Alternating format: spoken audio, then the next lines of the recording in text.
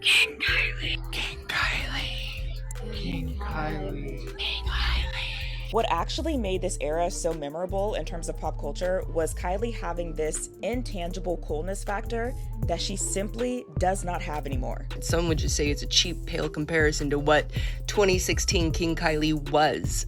Kylie Jenner just tried to bring 2016 back from the dead. And not just the fashion or the makeup, she tried to resurrect an entire era. The King Kylie era wasn't just a time in her life. It was a digital ecosystem. Neon wigs, overlined lips, Snapchat stories that ruled the internet, and a kind of chaotic, self-made celebrity energy that felt new back then. But almost a decade later, Kylie's trying to make lightning strike twice. And the question everyone's asking is, can you really sell nostalgia when the culture that made it work doesn't exist anymore? Back in 2016, Kylie Jenner was the internet. Her Snapchat was basically reality TV with better lighting. You didn't just follow her, you lived vicariously through her camera roll. There were dog filters, mint green wigs, and the daily chaos that made her feel more human than the polished, edited version we saw in Keeping Up with the Kardashians. She wasn't just Kim's little sister anymore, she was the main character. And from that chaos came one of the most successful beauty launches in history, Kylie Cosmetics. Those original lip kits were cultural currency. They'd sell out in minutes, reviewed by every beauty YouTuber who mattered. Owning one was like holding a piece of internet history. The brand was young, risky, and viral. Everything her audience wanted to be. But fast forward a few years, and that chaos was gone. The brand that once thrived on personality and hype slowly turned corporate. Kylie Cosmetics went from personal to polished, from hype drops to quarterly product pushes. She'd occasionally pop up on TikTok, but the energy wasn't the same. The girl who once recorded her whole life on Snapchat now looked like a CEO who was just clocking in. The enthusiasm that built her empire had quietly faded, replaced by sleek, sterile branding and influencer partnerships that all felt predictable. And the internet noticed. Kylie Cosmetics was slipping into its flop era, something once unthinkable for the youngest self-made billionaire. Sales slowed, fans drifted, and the brand started to feel like an expensive relic of 2016. Even her billion-dollar valuation came under fire when Forbes accused her of inflating her numbers. It was a fall from grace that felt almost poetic. The girl who once defined the influencer economy now seemed trapped by it.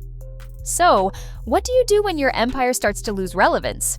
You go back to the version of yourself that worked, and that's exactly what Kylie did. A few weeks ago, the Kylie Cosmetics Instagram wiped itself clean. Every post gone, replaced by a single tease. King Kylie. Suddenly, fans who grew up watching her chaotic snaps were pulled back in.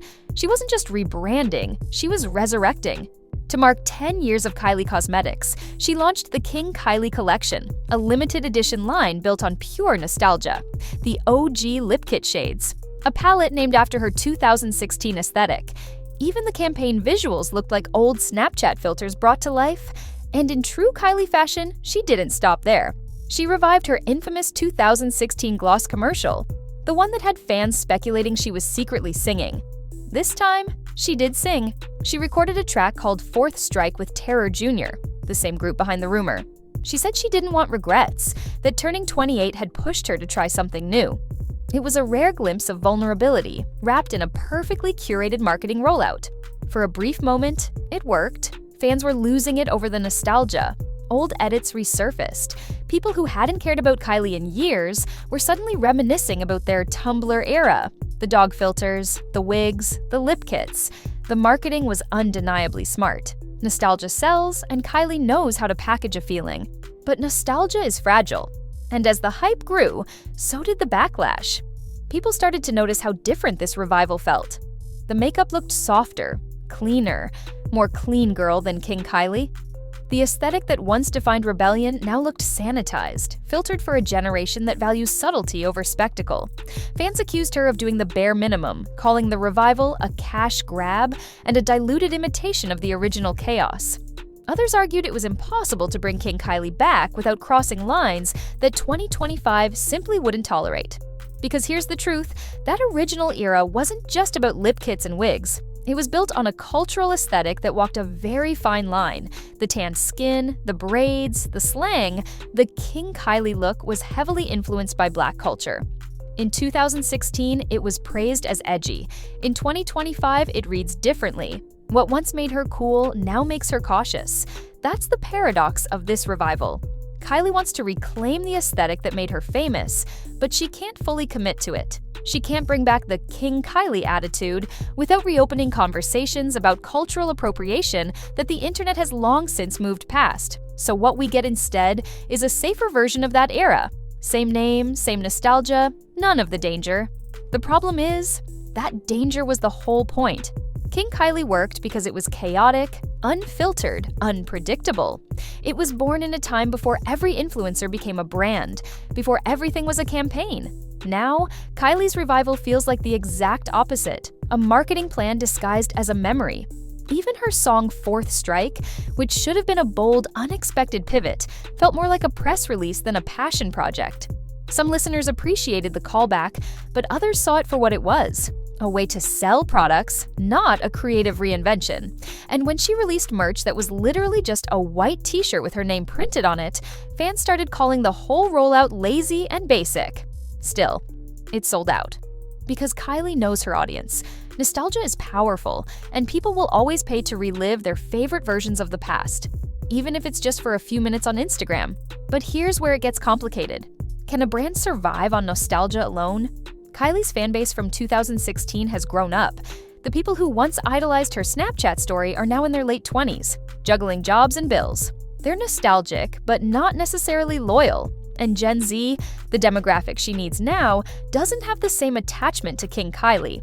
To them, she's not a cultural pioneer. She's just another celebrity selling makeup. So this revival feels less like a movement and more like a marketing loop. Kylie's selling her younger self back to an audience that's already moved on. It's a fascinating reflection of how influencer culture has evolved. In 2016, being online was raw and personal. In 2025, it's calculated and brand safe. Kylie's transformation mirrors that shift, from chaotic authenticity to curated perfection.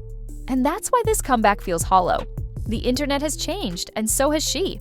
You can't replicate an era that was defined by imperfection when everything you post now is filtered through strategy. Still, there's something undeniably clever about what she's doing. Kylie might not have revived the chaos, but she did revive the conversation. The King Kylie collection sold out. The song trended. The think pieces flooded in. Love her or hate her, people are talking about her again. And for someone whose brand was fading into irrelevance, that's a win. Maybe this isn't about recreating the past at all. Maybe it's about rewriting it. Reclaiming a brand that was slipping from her control and reminding everyone that Kylie Jenner still knows how to make a headline. Because even if the King Kylie revival feels like a marketing ploy, it's a well-executed one. And if history's shown us anything, it's that Kylie doesn't need everyone to believe in her. She just needs them to talk about her. The question now is whether this nostalgia kick is enough to reignite a long-term comeback, or if it's just another viral cycle that will fade once the lip kits sell out. Can you really bring back an era that thrived on imperfection when everything about you is now perfectly controlled? Or is the King Kylie revival proof that even nostalgia, once the internet's most reliable marketing tool, eventually runs out of magic?